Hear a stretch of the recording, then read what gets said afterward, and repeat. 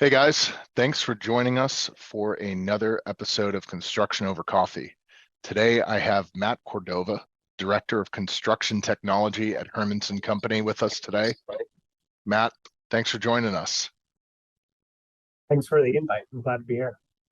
My pleasure. Really excited to speak with Matt today. I think he's going to bring a lot to the table, and he's definitely well prepared with some really cool stuff he's going to share with the audience. Looking forward to it. So Matt, tell us a little bit about how you end up in the industry, how you got started, and your backstory. Yeah. So same thing as a lot of other kids out there. I graduated high school. I had a few things that were presented to me. One being college. Right out of high school, I decided to maybe not the best decision, but take a year off, just get my life together. So I just jumped into the workforce to start making some money and things like that. Through that transition, I jumped into like a community college, but I had to pay for my own college tuition along the way. And through that, I was sitting there working. I had my own apartment, and just paying bills, doing life, working in the day, going to school at night. Mm-hmm. And I kind of had like this, like light, like this epiphany moment, if you will. I had a family member who was a union sheet metal worker at the time in the Pacific Northwest. So I just started talking to him, like, how much are you making? What do you do? I was making literally like an eighth of what he was making, and it just clicked for me. He's like, if you're interested in jumping into this profession, this is what you do. Um, so it was at that moment that I took him up on his advice. We were talking, and I decided to jump into the Sheet Metal Workers Union here up in Washington State. Um, Through that platform, so I was 19 when I jumped in, deer in headlights, not knowing what I was doing. All through my high school time, construction was not on my radar. It was not on my radar. I was lazy.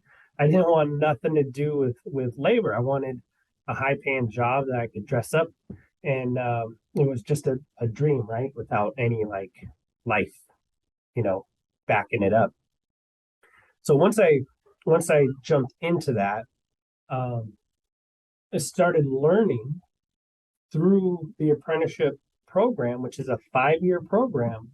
You go to school 4 weeks out of the year, and they teach you different things without the trade. I'm in the HVAC industry, and it was there that I started to learn that um, there's so many avenues within this one single focused trade. So, first, second year, learning how to fabricate sheet metal, install it, um, bunch of math. You have to think outside, just think of like flat surfaces and patterns that you have to form up and shape up out of sheet metal. It was really cool. It was really fun. It made you use your mind a lot. And like the industry now is not like backbreaking labor, right? Yeah. So after my second year, my third year into the trade, they start making you go into what's called continuing education. And what they do is they provide you a list of literally hundreds of classes of things that you could jump into, from welding to more fabrication, Mm-hmm. installing, rigging, you name it. Um, and I jumped into AutoCAD, right? And let me even take a step back for that. This was around 2008. Okay. Some of these younger kids don't remember the dip around that time, but we had a really nasty economy crisis. The housing market crashed and everything. And I was working at my shop at the time, and so many people at the time were struggling for work. And I remember this Mm-hmm. guy coming down from the office, and he was what's called a detailer. He did a bunch of 3D work on a computer, design work, and things like that. which I related to because I love video games and I love things like that. And that's the first thing my mind goes to, like, oh, you're doing that for a living. Anyways, that company at the time had to let him go. But before he left that that day to jump in his car and go home, he had another job lined up. And it was there in that moment, even though I'm already in the apprenticeship, that it clicked for me. I was like, the more you can do, the better. So back into the apprenticeship, you get continuing education classes. They're giving you the life skills you need, paying you to learn those life skills. Mm-hmm. So it's really on you to grab life by the horns and jump into as many classes as you can. So I started focusing on AutoCAD at the time. I thought it was really cool. Mm-hmm. I remember this guy, like, okay, he had it down. Like in the worst of times, you're always working. So I started focusing on that. And my instructor at the time kind of took me under his wing. And as an apprentice, you have to travel a lot, travel a lot. I Yeah. minimum requirement like 50 something hours a year. I was taking 300 plus because it's free learning. And Mm. these are also people that teach you that are also working in the industry. So you're developing a name for yourself by doing stuff like that. But he took me under his wing. I consider him a mentor to this day. Um, One time I skipped out on one of his classes because I had a job really far away. And I was just so tired. I was like, man, like 3 hours away. And he calls me up. He's like, hey, why aren't you in class? I'm like, I didn't sign up for it today, Brian. And he's like, oh, don't worry. I signed you up. I'm like, the job site's far away. And he's like, don't worry about it. Catch the last hour. So I was like, okay. And I ended up going to class and continuing the class that day. Fast forward another year, I'm in my 5th year apprenticeship. For my trade is a 5-year apprenticeship, fully paid, trained, you name it. And I was working at a shop in Seattle at the time, and he gives me a call. He's like, "Hey, you want to stop taking classes and actually draw for a living?" And I'm like, "Alrighty, alrighty." And at the time, I didn't even have a car like that could transport me because it was like broken for a few weeks. And the guy like drove literally an hour and a half out of his way to pick me up from my house. He was running. He was the manager here, and What a guy. yeah, but and it's really like a union type environment, or any construction. It's totally a brotherhood, or sisterhood, peoplehood. Um, so um, yeah, so that's how it started, and the rest is history. I sat my butt in the seat at Hermanson a little over 10 years ago, and the rest is history. Started working my way as a detailer, drawing duct in 3D, working with architects, engineers, people that way outclass me. But because of the training that I received, um, they listened to me. And you are the construction expert for your trade. So it it was an odd feeling the first time I had a room and an architect and an engineer looking at what are we going to do here, Matt, to get through this situation during design. So it was really cool. It was really cool. Started taking over Mm-hmm. projects as what's called an MEP coordinator, MEP lead, which means I would take everybody's models, like an architect, engineers, other tradesmen, electrical, fire protection, piping, plumbing. And then what we do is we get through a job and coordinate that in 3D to get the building fully coordinated before we launch into construction, which does a bunch of other things like lean construction, net zero cost, less waste, all that type of stuff before we Mm-hmm. start building. Um, my very first project doing that just as a little baby, I'm probably like 24 at the time, 25. Um, Won an award for how it went because of my teachings here by other people at Hermanson who taught me how to do things like this. Um, I just took all that knowledge and all that training from the apprenticeship and locally here and won an award, and that was a big deal. Kind of got my name on the in the books, and fast forward a couple years ago, I got promoted to director of construction technology. So I handle so many different things, from field processes and workflows in regards to technology to shop processes and workflows in regards to technology. And we have a giant BDC department here that I help with underneath the here. So um, that's where I'm at today. That's kind of my story on how I got here today. Sounds like you had a heck of a couple mentors and folks that went out of their way to not only help you be accountable, but do whatever they could to keep you involved and engaged and help you along the way. Yeah, definitely. So many people to help, my journey, but it's everybody's journey at the same time. Like everybody's in it together. Whether you decide to jump into a trade or anything in life, you got to have somebody there, and once you're in a certain spot, you got to be willing to teach. You got to be willing to teach people and bring them up, because it's a revolving door. People work, work, work, and you retire. Work, work, work, and you retire. We're starting to lose a little bit of that. We have so many people retiring and not a whole bunch of people jumping in right now, which makes it so much more important to teach. Teaching is everything, for careers and life in general. Agreed. That's one interesting thing. I want to touch back to 2008 and how that relates to some of the challenges we're seeing today. That call it was a crash, recession, almost depression in the Yeah, construction industry. You had a lot of people retire early that maybe they were 1, 2, 3, or 5 years away from retirement. And then that came and they took a look at it and said, screw this, I'm out.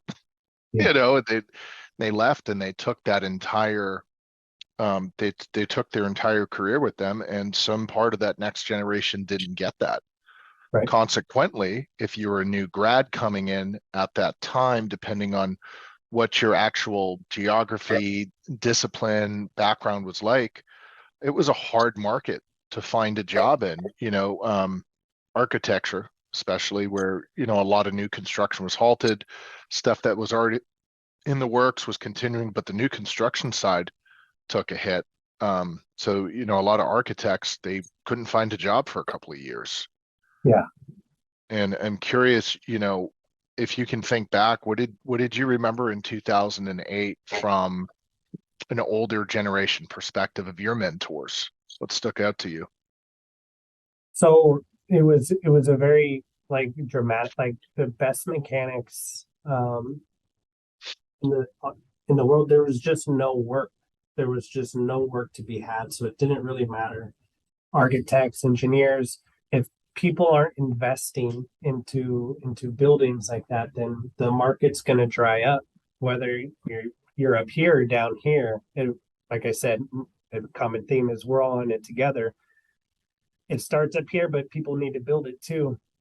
So during that time, it was kind of it was a down time, and like you said, a lot of people jumped ship, because on the other side of it, if you were close to retiring, you were looking at your 401k and your retirement shrink up because the market hit so hard. So it made more sense for people to just go, you know what, I gotta go, now, and that unfortunately caused some of those great minds and those great leaders to go away. No more teaching, no more any of that. So yeah, it was a tough time, and I was very fortunate at the time too that I was in an apprenticeship, so it was a little bit cheaper labor, than being full scale. So yeah, it was a tough time for sure, but it was also a time because of the decisions that I made. Markets were low. I'm a little half glass full here. Housing was cheap. I was able to buy my first house at 24 years old because of the decisions that I made, and the path that I chose to jump into a working industry. Um, So yeah, first house super early, and that was just because of, like I said, jumping into a trade and making money right out of the gate and establishing income to where you can have a home loan. My, how times have changed. Yeah, it's brutal The, now, isn't it, man? Yeah, my first house is 174,000. I couldn't even buy a mailbox for that now, at least in my region. like good luck finding a garage for that. Right? Wow. Now, we've talked to some guests on the show that where where you had that kind of that early brain drain in '08, 2020. It wasn't the same scale at all in or duration, but you had a lot of people who said, I'm out. They Yeah. retired early. And I'm curious if you saw that in your industry, where people either retired early or left the industry in 2020. It's a two-headed monster right now. Because of that, people are starting to do that now. 2020 was still a little strong. So COVID hit, right? That's basically COVID times. And that's just Yes. a monumental shift for everybody. Like it couldn't have been bigger or anything because now the industry changed as we know it. So you did have some older folks saying, you know what, this is a good time for me to bow out. There's a Hmm. massive hole right now in labor shortages and things like that. So the opportunity is great, but definitely saw some people do that. Um, Part of that outside of the whole COVID thing was just the shift in how we needed to operate.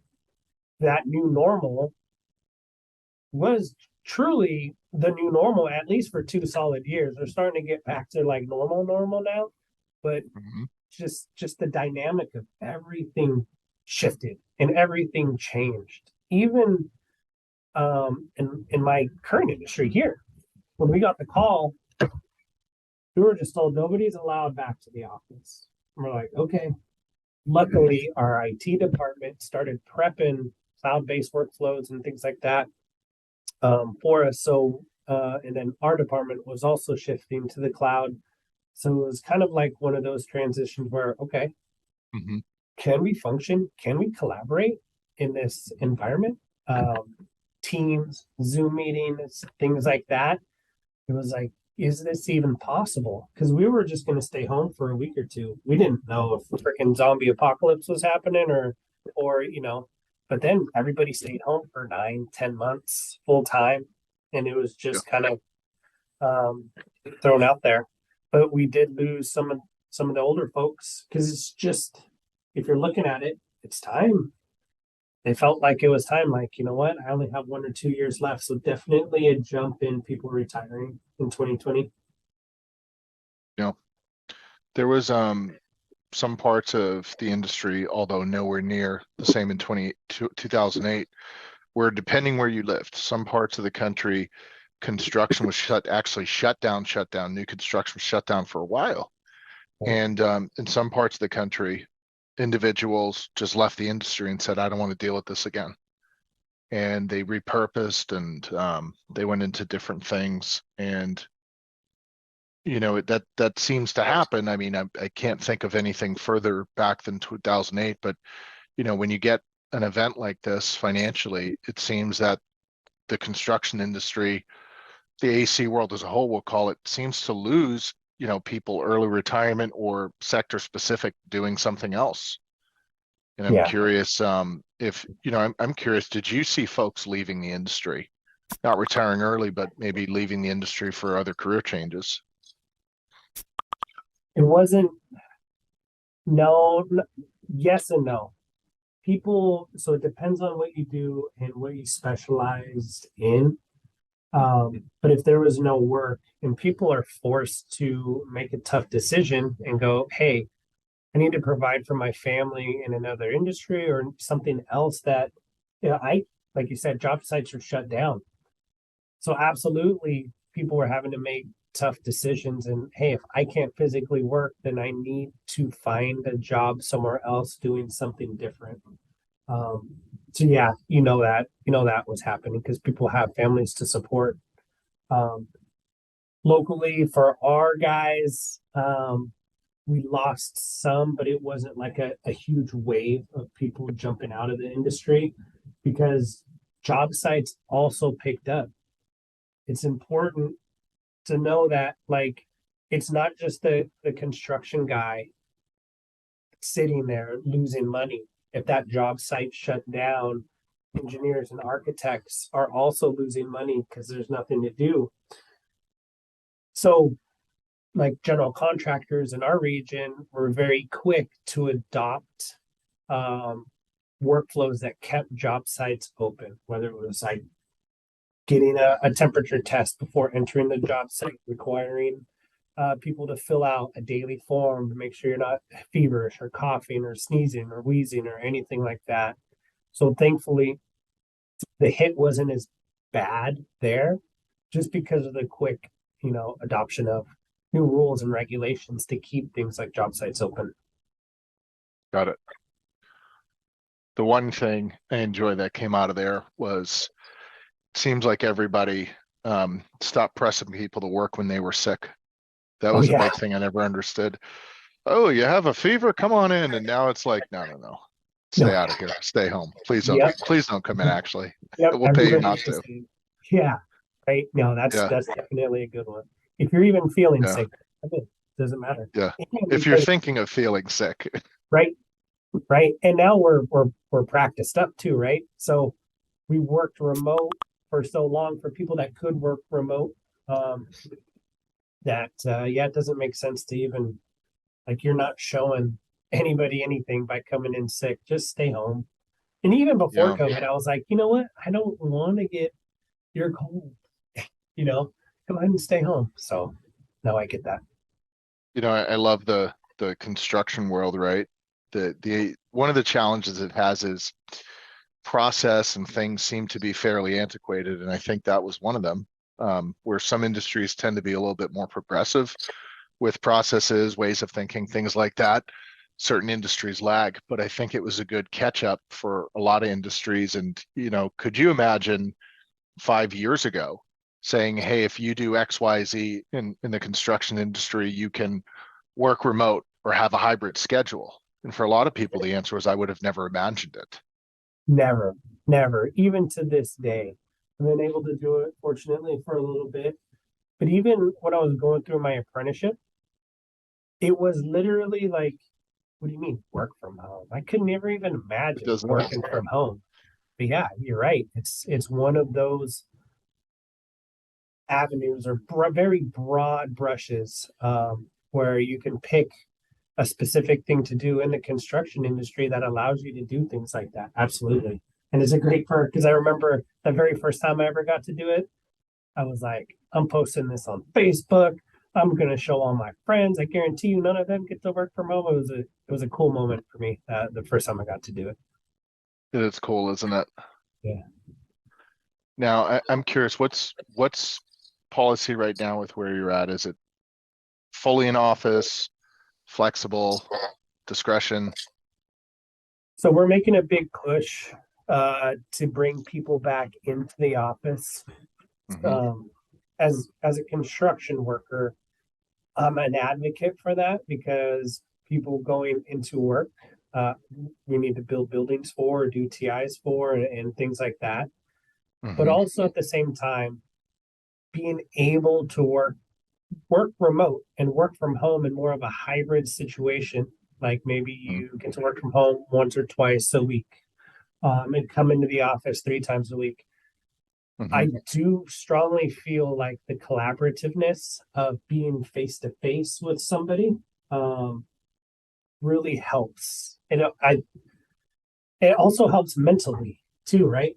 When I worked from home for like 9 months, I was losing track of days. I got out of shape. I got like, there's something about waking up, going into the office, collaborating with people face to face that, it springboards into other things in life.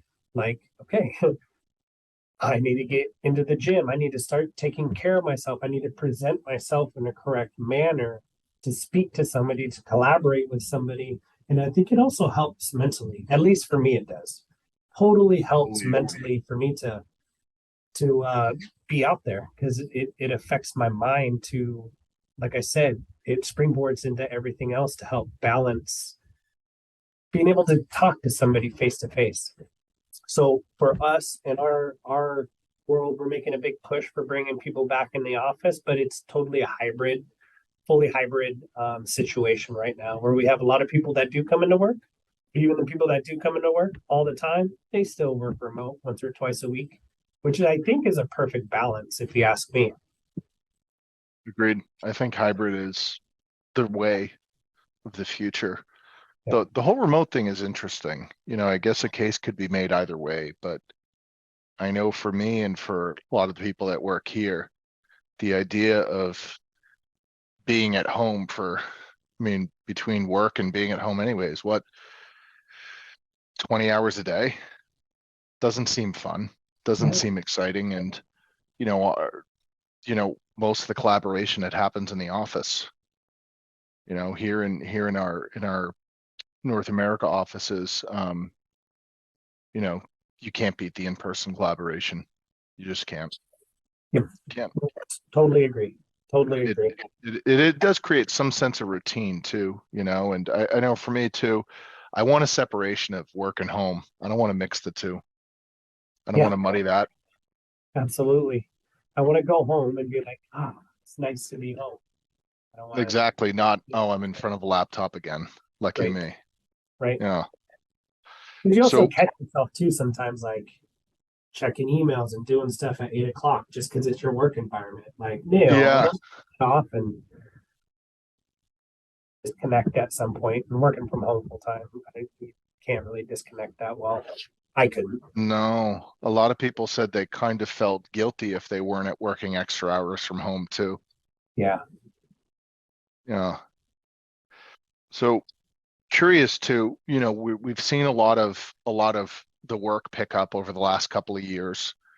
And, in your industry, in your geography, what has been the main driver of all that work and all those projects coming in? Was it new build? Was it a lot of TI work? Was it a combination of both? Like what was the driving force behind a lot of the work that y'all were picked up? Because I know Hermanson has been busy for a couple of years, really busy. Yeah. So the work that we get are just typical of expansion.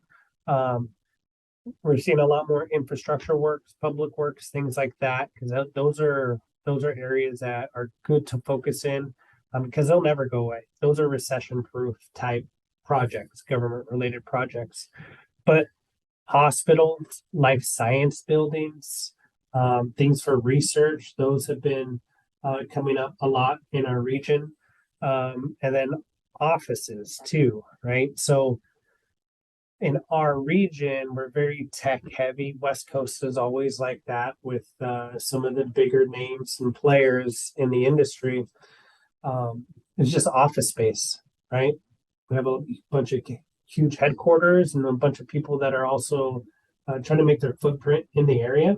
Um, I don't think we can talk names or tech names, but all the big players. Um, but it's also one of those catch 22s. I kind of alluded to, hey, you guys need to get your your behinds in the seats, um, so we can build. Last couple months, there's been a little bit of a um, everybody's holding their breath. There's a lot of things going on in the world, right? From the whole Russia, Ukraine, um, interest rates going sky high, right? Or not sky high, but to rebalance inflation and things like that, right? Um, so yeah, there's a pause. Everybody's kind of holding their breaths right now, hoping we're not going to get into another 2008 situation. And also, some of those big tech people because people aren't coming back to work, have kind of held off on some of the office space. So office space divisions, high-rise towers just for dedicated to offices, we've seen kind of a slowdown where other sectors are going strong, like I said, public works and other areas in construction. So instead of everything going like crazy, we're still going strong in some sectors, but others like office spaces are not, they haven't dried up, but people are pausing right now because um, yeah, we need those guys to go back to work and we need office space for them. So Understood. You know, it's interesting. You have another catch-22 in construction where entering into 2019, the industry was losing more people than it was gaining every year, as it has been for years. And then that was exacerbated in 2020 came. And then you combine the lack of people coming in with demand for more work. You have a perfect storm. There's all this work that needs to get done. yeah, Truthfully, there's not enough people to do it. So every firm and everyone feels like I think they're just getting pulled and stretched a little bit thinner, a little bit thinner, and a little bit thinner. Wages in the industry have, I think finally corrected up to where they should be. I think, the AEC world folks were typically underpaid for what they do, and that has been rebalanced a little bit, which is good to see. But still, you have this like almost this perfect storm of rising wages, of not enough people to meet demand, and skyrocketing demand. And now there's all this work, but who's going to actually do it? So I'm curious what your thoughts are on that and what you see for the future. And then we'll talk about how we got there after. right. So that is one of our biggest crises right now, is what you said. Not enough people to fill positions of need in the workforce, not even construction. If I go to a restaurant right now downtown and it's later, I might see one server or somebody just serving one person because people aren't jumping into the workforce, or if they're not, there's just not enough people to fill those positions. I don't know. This is after pandemic stuff that I'm seeing now. Um, the best way to combat that is just to teach and train. Like I'm gonna go back to teaching, and that's not just teaching construction, teaching life. And then also getting younger generations involved earlier to make these type of decisions. I don't know what it is about our industry, but there's a lack of people signing up to get some of these buildings built. Jumping, or not even buildings. Like I said, even just a server down the street. Like we can't get enough people to fill positions anywhere, right? So yeah, I totally see that too. And now it's kind of how to combat that, right? So Let's, yeah, let's talk about that. okay. How do we combat that? And before we get into that, let's talk about how did we get there? Because before 2020, the industry just wasn't keeping up, but Right. it seems to have been a trend.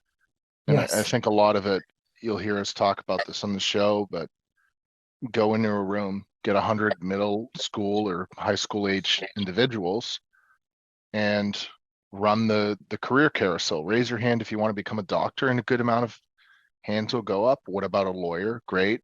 Tech, that's a big one. I mean, even if you raise your hand and say influencer, you'll get people that want to be an influencer when they grow up. Yeah, for And sure. you can run it for everything, including accounting, finance. And then you talk about engineering, architecture, construction. You're lucky if you get one or two hands. And that's not an anomaly. Go most places in the country, and that's usually it. And it's representative of what we're seeing. And I'm curious, why do you think there are so few people, that these younger folks, that want to get into the industry? That's a good question. because I honestly feel, and I'm just going to go from my own personal experiences, even just going through school, like you said, hit up a middle school and do that, go to high school and do that. There, most high schools and schools are training you to go to college, which is a beautiful career path. You'll never hear me say anybody that wants to go to college that's a bad career path. No, that's a good move. That's a great move. Mhm. You're making at least a move more than just doing nothing, which a lot of people are doing right now. But through that, um, there's no education for the AEC industry when it in school because it starts at a kid level, right? We're we're forming these minds, and they're being taught and driven that you need to go to college, and you do, especially if you want to be an architect or an engineer, um, to succeed in life. Mhm. Movies. You go to a construction site, you got guys hooting and hollering like, um, you know, job sites don't operate like that. People, they do not operate like that. Not in this time. These are very professional groups of people that are also in a professional environment, even though they're wearing a hard hat. Okay, um, so there's a stigma, there's a dynamic that when a kid, and I was the same way. I said it earlier. Construction Mhm. wasn't on my radar. I didn't want to, you get backbreaking labor and you're not making a whole bunch of money. Um, that's not a very attractive thing for a kid, for a younger mind to grasp to. So I think that's kind of how we got there. There's just, whether it's in movies, whether it's in school, there's just not enough teaching and education out there to kind of open up these younger minds to a really Mhm. wonderful world full of insane opportunity for things that you didn't even know that you could do for a job, for a living. Um, that is extremely high paying, great benefits, um, using your mind to get through situations. Um, yeah, so it comes down to education, but I think that's where it starts. It's just not out in front like other things like colleges, for younger generations. Agreed. If I didn't grow up in a family that had connections and ties to that industry, I probably would have never known about it. And I think that's the case for a lot of individuals. You think about how you explained how it's portrayed in cartoons and movies, and you get typically you're typically an average British guy wearing a hard hat that doesn't know anything about anything, Right. or you get the individual in the plumber's crack, or you get, like you mentioned, when you walk by the job site, hooting, howling, and catcalling, which doesn't exist. Yeah. But here we are, however many decades later, and that's the stigma that's being pushed. I mean, I joke, I'd love to see a movie dedicated towards talking about how great the trades are. I haven't seen it, Right. yet to see it.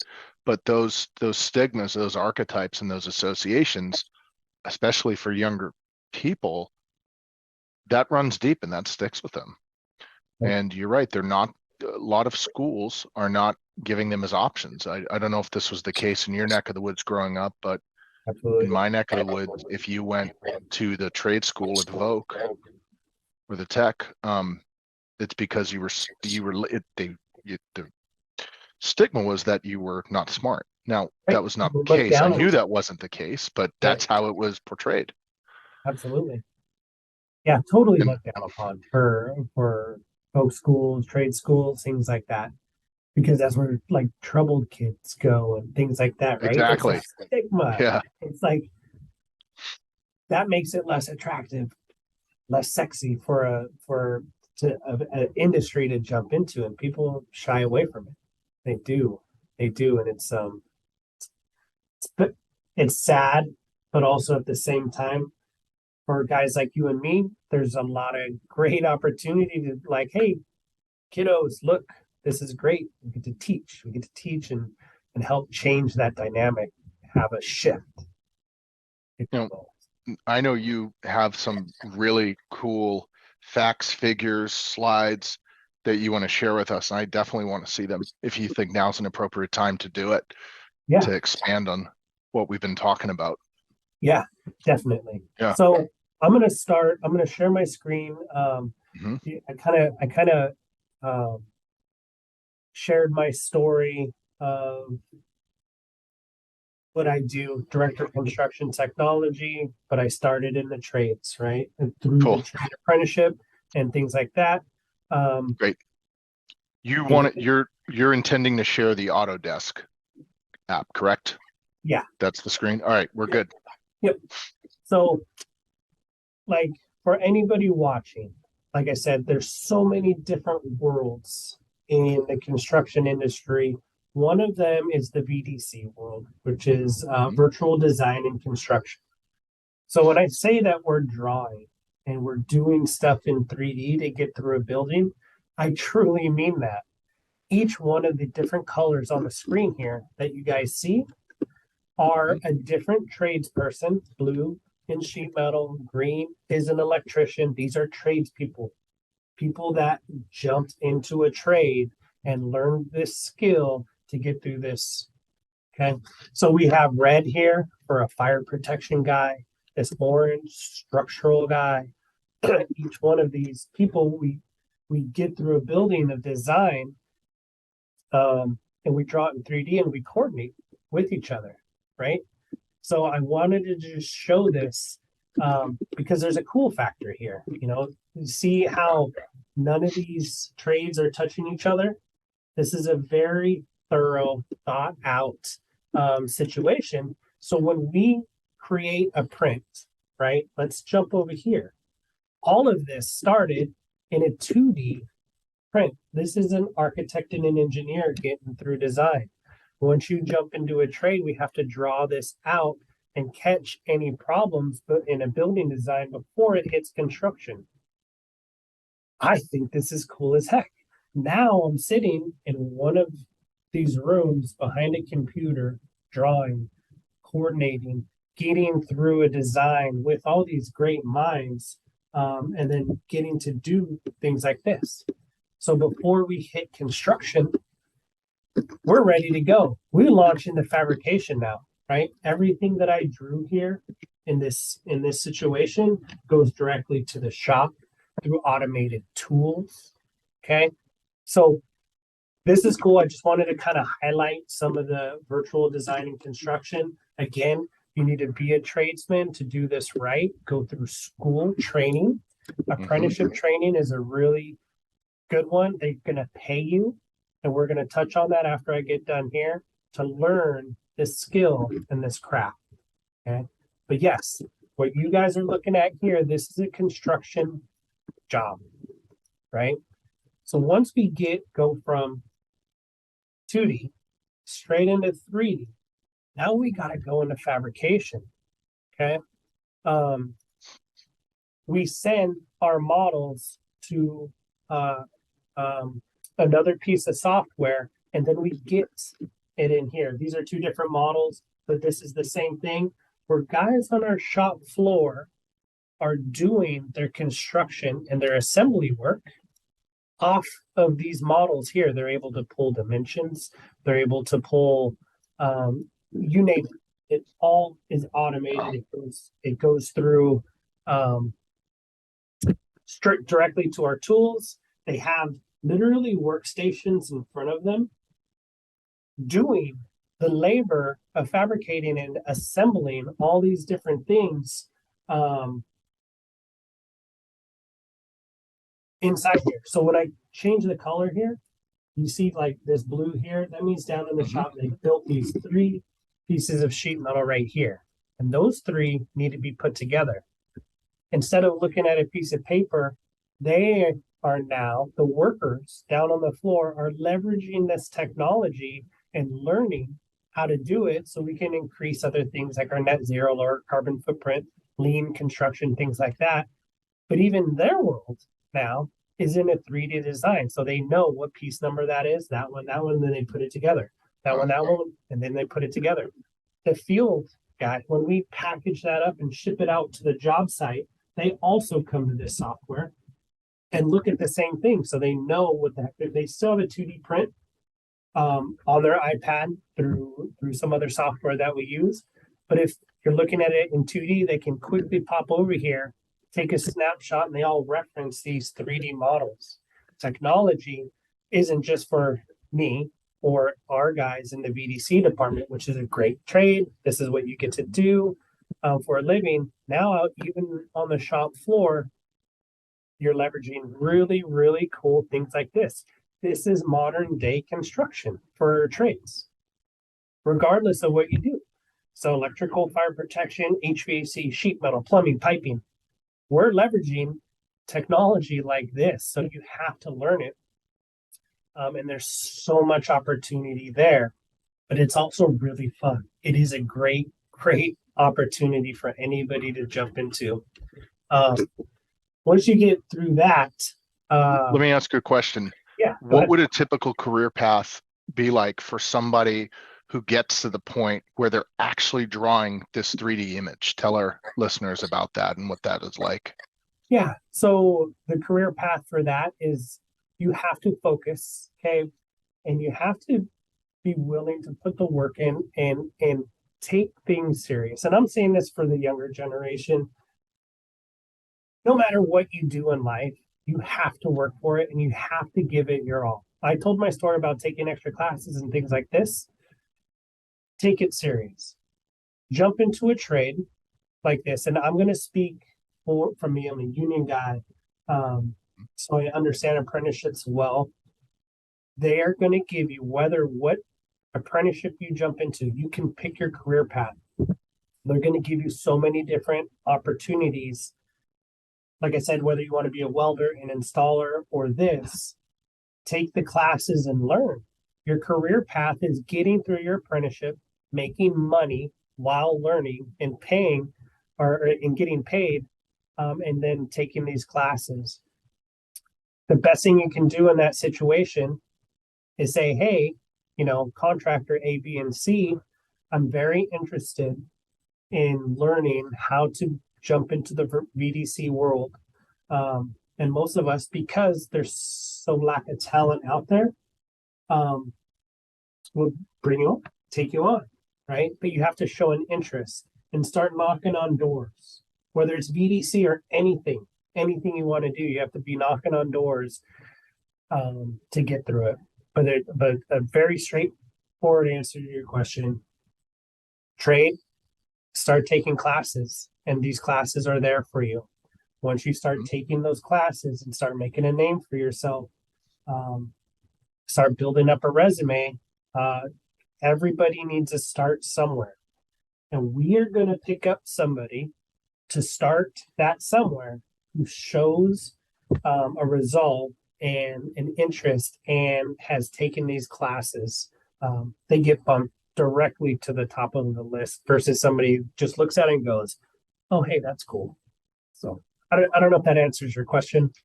It does. What might somebody in your area of the world, the Seattle Pacific Northwest, that can do this, what might their earnings potential be?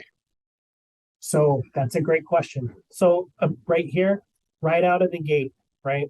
So we have some Excellent here that we can look at. And it's really, this is going to sound like I'm very cautious of what I'm saying here. If you decide to jump to college, great. Very proud of you. You got to work your butt off there just as much as you have to over here. But there's a difference. If college isn't for you, there's some staggering numbers here, right? Think about if you're 18, 19 years old, like I was coming out of school. Numbers on the left are for public colleges. We know that some of the private schools, these tuition numbers are way higher. Triple, quadruple. Yep, I know. Yep. So we're saying this end result here.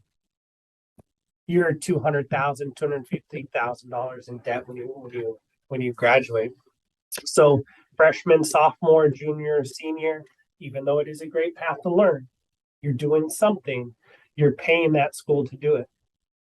Over here on the right is apprenticeship training. Very first year, you're making $50,000. you're getting paid. And then on top of fringe benefits, 27, because you're still getting full benefits and everything, you're making about $75,000 a year. So 101, year 2, year 3, year 4, and it keeps going up. Year 5, it's a 5-year apprenticeship. Your taxable earnings by the time you journey out after that 5th year is 6 figures plus. So doing that training, instead of being in debt after your 4-year degree, you would have made over $400,000. There's a big staggering number difference. When I said I bought my first house at 24, it's because I got paid to go to school. It is crazy. So choosing to get paid to go to school is a great opportunity to do it, and definitely jumping into a specific skilled trade where they are paying you through an apprenticeship to learn their trade and set you up for the rest of your life so you can provide and live happy and take care of your family if you want to. All of that. These are the numbers. College phenomenal. Versus, yeah. And like I said, that career path to what we do now, I got paid. They paid me to get to the where I'm at today with 0 college debt. So those are numbers that kids need to see.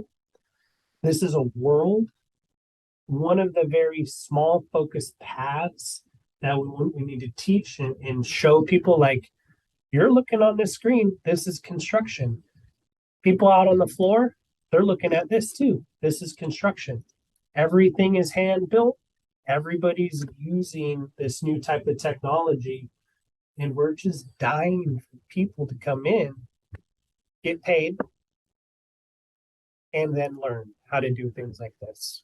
So it's interesting because this is in such stark contrast to what most individuals, adults and kids included, believe, where, whenever you think of construction, they think of a hard hat swinging a hammer, digging a ditch, and they think, oh, awful wages, terrible quality of life. And that is just so not true. There are people who certainly swing hammers, dig ditches, and they're very integral to the success of construction. 100%. Industries as a whole, they have an important job, but there is just so much more out there for individuals that want to pursue that. And I think this is a great representation from both a fulfillment perspective and an earnings perspective, which is pretty fulfilling as well. Absolutely. Yeah. You get paid, and you get paid to learn. By the end of no college debt either. No college debt. By the time you journey out after your 5th year in our area for my trade, you saw the numbers. Those were numbers after 4 years. There's another 5th year.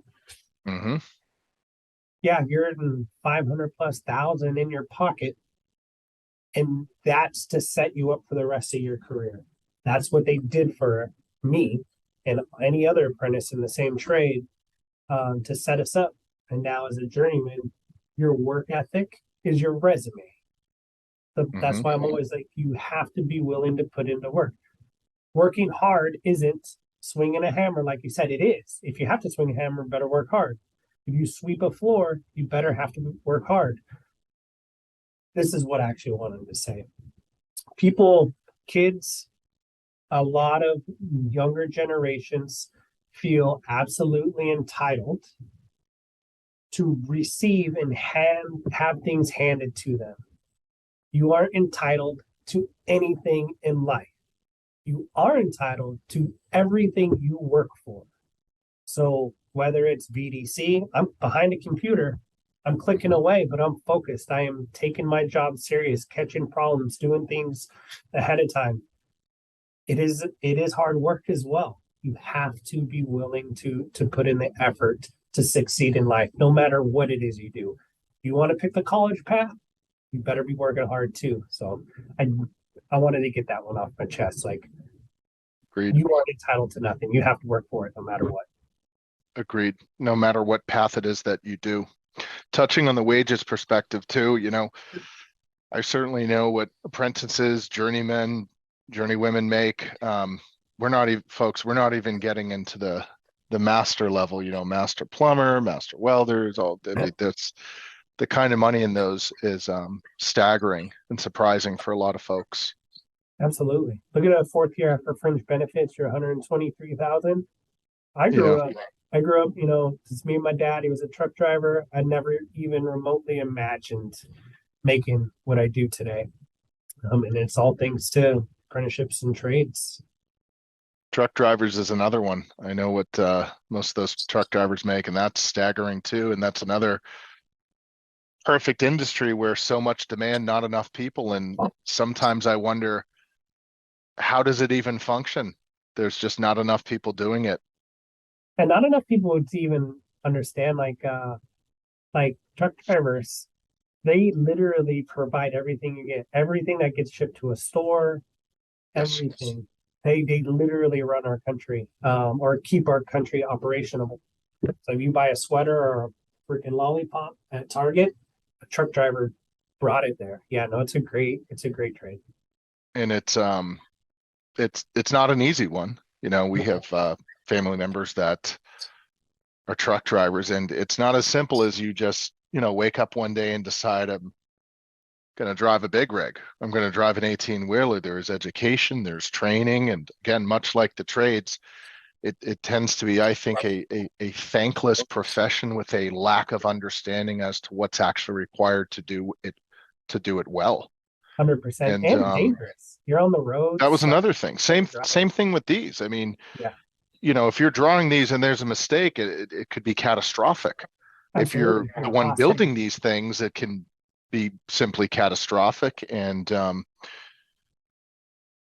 like truck Yes. driving. Yep. Yep. But that's why you got to pay attention. You got to do what you do. Mistakes happen. Mhm. Mistakes happen. And, you know, um, the more you focus on things like that, and learn your craft and learn your skill, um, through hard work and dedication and working and learning, um, will separate you from the rest of the crowd. Definitely make things safer, more productive, less mistakes, and things like that. But through this journey, no matter who's watching or who's listening, you're going to make mistakes along the way. As long as you learn from them, that's all we would ask for anybody that we're teaching and bringing up through the industry.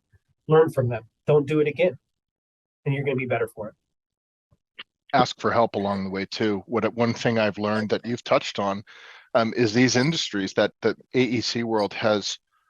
The majority of people are phenomenal. Of course, in any industry, there's a couple of bad apples, but the majority of people are so willing and able, wanting to give advice to help along the way, to say, hey, I've done this, I've made these mistakes, don't do this.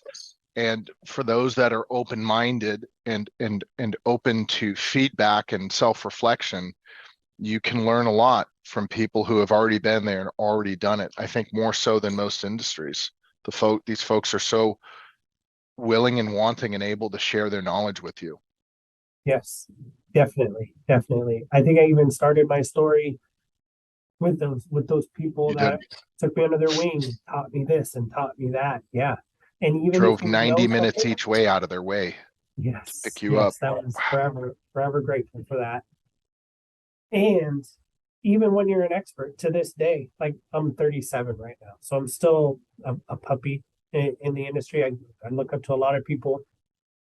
I have been taught the same thing 10 different ways. And anytime somebody is Mhm. willing to go out of their way to say, hey, if you did it like this, even if I know it and I'm an expert at it, I'm going to go, I'm going to listen. Yes, sir. Yes, sir. Okay. Nope. Thank you. I got it. Never stop learning. Never stop learning and never like just shrug people off. Like, even if you know it, listen to them. You know what I mean? Because you might catch something that you just didn't know. So it's good advice. Reed, do you have any other slides, information you want to share with us? This is really informative and I think interactive for our audience. Right now, I don't. This is basically what I had for you. Um, and this has been a great conversation. Yeah, I wasn't sure how or where this would go, so I've had a Yeah, pretty good. absolutely. Is there anything else you want to touch on? Anything else you want to impart to the audience? I know we're looking at the clock coming up against probably some stops for everyone, but is there anything else that you want to get out there? A message, anything? No, well, yeah, just kind of like I feel like I've been giving my message throughout this whole thing. Um, really, uh, it's just what I've been saying kind of this whole time. You have to make a decision in life when it comes to work, and regardless of the path you choose, get behind it, stand behind it, and give literally 1,000% of everything you have to maximize what you're trying to do. And whether, like I said, that's college or a trade or something completely different, um, it's not going to be handed to you. You aren't entitled to anything. You do not deserve anything to be handed to you. I don't care who you are, but you do deserve everything you work for. So um, that's the biggest thing. And that's the thing I see a bunch of younger generations not very motivated, whiny sometimes. Like, nope, you gotta get off your butt and you gotta do something. If you're being supported by family and you're kind of at an age where that shouldn't happen, you got a decision to make. You have to work for everything. So, and it's not a bad thing. It's life changing. It's very life fulfilling to earn something, to go to a parking lot, buy a new car because you earned it and you put the effort in to drive off that lot with a new car, or buy a house, or support your family. So, um, that's the one thing. Work. People need to go to work, and you need to work hard for it. It's fulfilling, isn't it? Yep. For folks that want to reach you, what's the best and most comfortable way for them to reach you? Yeah, so you can reach me. I'm always available through email if you have any questions, concerns. Um, Let me see. So it's mcordova@hermanson.com.